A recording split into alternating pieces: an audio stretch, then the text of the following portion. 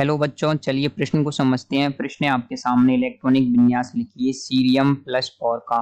Cerium 4 plus का electronic विन्यास आपको लिखना है। तो इस प्रश्न की जो मुख्य अवधारणा है वो ये है कि आपको इलेक्ट्रॉनिक विन्यास लिखना आना चाहिए। तो इलेक्ट्रॉनिक विन्यास क्या होता है? देखिए, परमाणु के अंदर पाए जाने वाले विभिन्न इलेक्ट्रॉनों का इसके विभिन्न कोषों में जो वितरण होता है वही आपके इसका इलेक्ट्रॉनिक विन्यास कहलाता है। तो सीरियम का जो परमाणु क्रमांक होता है वो आता है आपके 58 पर। सीरियम 58 परमाणु क्रमांक पर आता है और आपके एक लेंथेनोइड तत्वों में से एक। तो सीरियम का परमाणु क्रमांक 58 आता है और जो आपकी अक्रिय गैस होती है इसके निकटतम उसका नाम आता है जीनोन, जिसका परमाणु क्रमांक होता है आपके 54। तो जब आप सीरियम का परमाणु क्रमांक लिखेंगे, देखिए जब आप सीरियम का इलेक्ट्रॉनिक विन्यास लिखने का प्रयास करेंगे तो ये आता है आपके जीनोन, जिसका परमाणु क्रमांक आ जाएगा 54।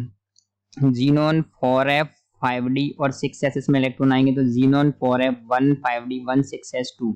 54 और 2 56 और 2 58। जब आप सीरियम प्लस 4 लिखेंगे इसका इलेक्ट्रॉनिक विन्यास, सीरियम प्लस 4 का इलेक्ट्रॉनिक विन्यास लिखने का प्रयास करेंगे तो यहाँ पर जो क्या हो जाएगा, देखिए 2 और 1 3 और 1 4 में इलेक्ट्रॉन जो आपके यहाँ की इलेक्ट्रॉन है क्या हो जाएंगे, चले जाएंगे और यहाँ पर बचेगा आपके जीनोन अकेला। तो जो जीनोन का इलेक्ट्रॉनिक विन्यास होगा वही आपके सीरियम प्लस 4 का इलेक्ट्रॉनिक विन्यास होगा। तो सीरियम प्लस 4 का इलेक्ट्रॉनिक विन्यास लिख सकते हैं आप जीनोन का इलेक्ट्रॉनिक विन्यास के आधार पर। और जो जीनोन का इलेक्ट्रॉनिक विन्यास आता है वो आता है आपके क्रिप्टॉन 4d10 5s2 5p6। तो आप इसको स्टार्टिंग से ऐसे भी लिख सकते हैं 1s2 2s2 2p6, लेकिन ये बहुत लंबा खिंच जाता है इसलिए हम इसको शॉर्ट में लिखते हैं क्रिप्टॉन 4d10 5s2 5p6। तो सीरियम प्लस 4 का इलेक्ट्रॉनिक विन्यास आ जाएगा जीनोन के इलेक्ट्रॉनिक विन्यास के बराबर, जो होता है कुछ इस प्रकार से। तो आशा करते हैं आपको सीरियम प्लस 4 का इलेक्ट्रॉनिक विन्यास समझ आया होगा। धन्यवाद।